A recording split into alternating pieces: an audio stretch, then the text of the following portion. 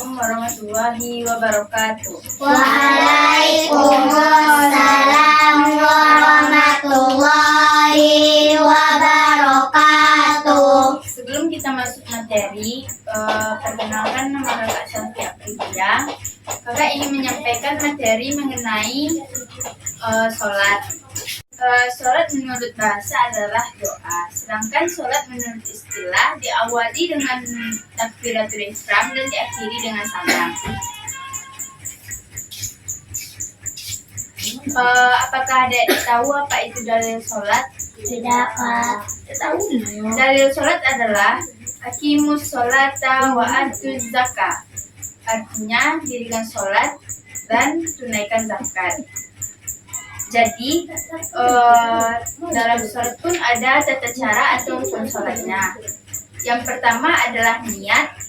Yang kedua berdiri bagi yang mampu. Yang ketiga membaca takbiratul ihram. Yang keempat membaca al-fatihah. Yang kelima ruku. Keenam i'tidal. Ketujuh sujud. Kedelapan duduk antara dua sujud. 9 ada tasyahud awal.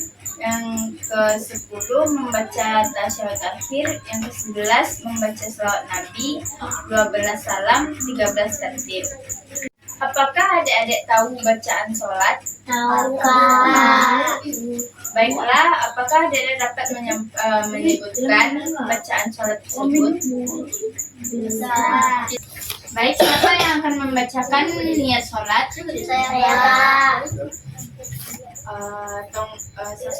Sama-sama aja lah. Baik, kita akan membacakan niat sholat. Sholli fardhu subhi rakataini mustaqbilal qiblati ma'muman lillahi ta'ala. Yang kedua ada takbiratul ihram. Siapa yang hafal takbiratul ihram? Saya, Kak. Neneng bacakan takbiratul ihram.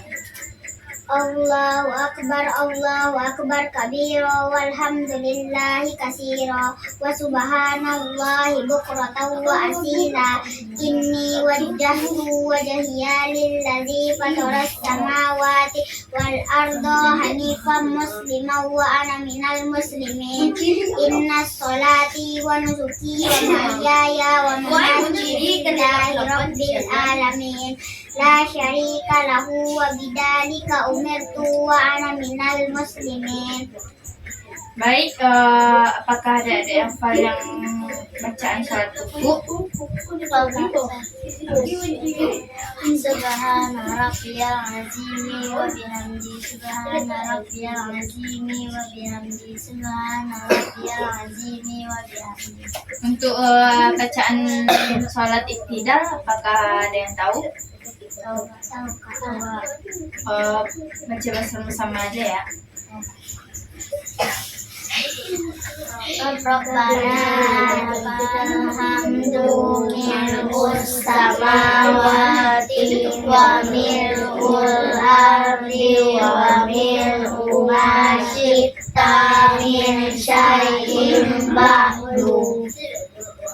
Baik, itu saja materi tentang rukun sholat. Jadi rukun sholat adalah syarat atau ketentuan untuk ketentuan yang akan dilakukan untuk agar sholat kita dianggap sah. Baik, kita akan masuk ke dalam jenis-jenis sholat. Sholat terbagi menjadi beberapa bagian atau jenis, yaitu yang pertama sholat fardu. Sholat fardu atau sholat wajib, seperti kita sholat subuh, zuhur, asar, maghrib, dan isya. Yang kedua yaitu sholat sunnah. Sholat seperti sholat sunnah rawatib, sholat sunnah duha, dan tahajud. Yang ketiga ada sholat tahiyatul masjid. Sholat tahiyatul masjid seperti dilakukan sesudah masuk masjid. Kita kita akan masuk ke waktu-waktu sholat. Sholat fardu dilaksanakan pada waktu-waktu yang telah ditentukan. Yang pertama sholat subuh. Sholat subuh setelah fajar hingga matahari terbit. Sedangkan zuhur setelah matahari tergelincir hingga bayangan sesuatu setara sama panjangnya. Sedangkan asar dari saat bayangan sesuatu lebih panjang dari aslinya hingga matahari terbenam. Sedangkan maghrib dari matahari terbenam hingga hilangnya cahaya merah-merah di langit. Sedangkan isya setelah hilangnya cahaya merah di langit hingga tengah malam. Ada juga sholat jamaah dan sholat qasar. Sholat yang dilakukan dengan menggabungkan atau mempersingkat waktu sholat fardu. Biasanya ketika orang saat berpergian. Sholat jamak menggabungkan dua sholat fardu seperti zuhur dengan asar, maghrib dengan isya. Sedangkan qasar memperpendek jumlah rakaat sholat fardu ketika dalam perjalanan. Misalnya sholat zuhur 2 rakaat, asar 2 rakaat, yang biasanya 4 rakaat menjadi 2 rakaat. Ini bertanya Kak, kalau sakit masih bisa untuk sholat Kak? Kalau untuk sakit masih bisa karena Allah memberikan kemudahan untuk sholat. Seperti duduk, kalau misalnya sholat duduk, kita tidak kuat berdiri, bisa sholat duduk. Kalau tidak bisa duduk, kita bisa sholat berbaring. Jika kita tidak bisa bergerak lagi, kita bisa sholat dengan isyarat. Ada juga sholat berjamaah. Sholat berjamaah adalah sholat yang dikerjakan bersama-sama, yang terdiri dari imam dan makmum. Ada juga keutamaan sholat berjamaah, yaitu mendapatkan pahala yang lebih besar, meningkatkan ikatan sosial, dan meningkatkan kekhusyukan. Apakah ada yang ingin bertanya?